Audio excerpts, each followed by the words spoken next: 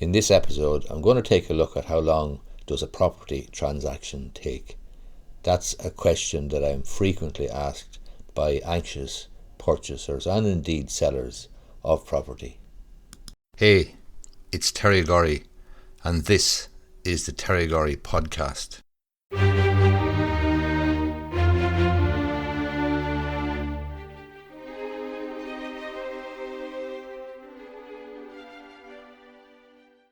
Or indeed, how long does it take to sell a house? Obviously, there's two parties, at least on each side of the equation, when there's a property being bought and sold essentially at the same time. So how long does it take? It really depends. And that's not being trite. Let's just say, for the sake of argument, that I'm representing the purchaser in a particular transaction. And let's say that we go sale agreed, and I'm acting for the purchaser, and the purchaser has been in touch with me and they've instructed me to act on their behalf, and I'm ready to rock. I'm all dressed up, ready to go, and nothing happens. What do I mean by nothing happens? I mean the contracts and the title documents are not issued by the vendor's solicitor. For whatever reason, they are not issued for a period of time. That is something that's completely and utterly out of my hands. There's absolutely nothing I can do until I receive contracts and title documents, copy title. So that's the first variable. Me acting as the purchaser's solicitor, I'm completely dependent on the vendor solicitor doing his or her thing.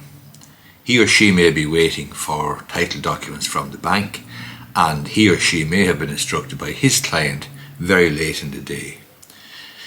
Once I do receive contracts and once I do receive copy title documents, I'm going to do what I'm supposed to do, and that is review very carefully the contracts and the title documents and review the title that's being offered for sale. So that is going to involve me raising certain questions and queries in respect of the contract and or the title documents and the title that's being offered. Again, I'm completely dependent on the vendor solicitor responding to my queries, giving me satisfactory replies to the queries. He or she may be fast in doing so, may be very responsive, or may have to take his client's instructions, or may have to make further inquiries, or may have to get onto the revenue commissioners to get a certificate in relation to LPD, may have to get onto the local authority and get a certificate in relation to either planning or perhaps NPPR, non-principal private residence tax, may need to get an architect or an engineer out to do a statutory declaration about a particular development that was carried out, or a certificate of exemption or a certificate of compliance. So there's any number of reasons, or any number of queries rather, that I can make, and I need satisfactory answers in order to do a decent job for my client and not get sued for professional negligence. As I say, I'm dependent then on how quickly the other party is able to give me satisfactory replies. Once we have satisfactory replies, then we can sign the contract, return it, and proceed to the next step. However, my client is probably going to be borrowing money. I do have some cash purchasers, obviously, but most people will borrow money because it's a significant purchase, a significant investment, and we have to deal with the bank. So again, the bank is not going to release any money until its conditions are satisfied, especially in relation to life assurance and home insurance and any other conditions that they might have. For example, they may be checking up on the employment status of my client, the borrower, and may be looking for some up-to-date wages slips and so on to ensure that nothing has changed since the first application was made and granted. So again, you're looking at perhaps another delay there, something that is again completely beyond my control. I have no say over it. I can't complete the sale until the bank release the money. So when the bank do release the money, then the vendor solicitor must prepare the closing documents and send them to me to be held in trust, or we need to make arrangements to complete. Assuming that the vendor can clear off out of the house and hand over vacant possession, we're off to the races in terms of completing the sale. However, if the vendor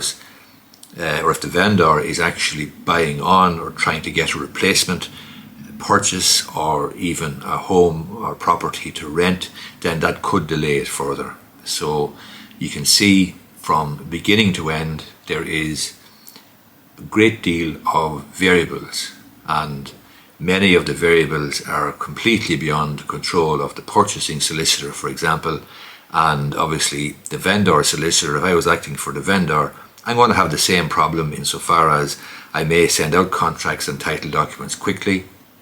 I may not hear anything from the purchaser solicitor because the purchaser solicitor may be prudently waiting for a loan offer to issue from the purchaser's lending institution, and so on. So again, it's a bit like playing tennis or playing any field sport where one team is required to belt the ball over the net or kick the ball out. It takes two to party, it takes two to tango. You can't do it on your own, whether you're acting for the purchaser or for the vendor. You can't do it on your own. You are dependent on the other side doing their thing and providing you with satisfactory replies and responses to queries and so on. So that's why it's very, very difficult to give a definitive answer as to how long it's going to take. It could take anything from 4 weeks to 4 months, quite frankly. I suppose a decent enough average, although it would only be a very rough average, would be something like 6 to 8 weeks. You could allow that sort of time frame. But there is exceptions both ways. There's exceptionally fast ones, there's exceptionally slow ones.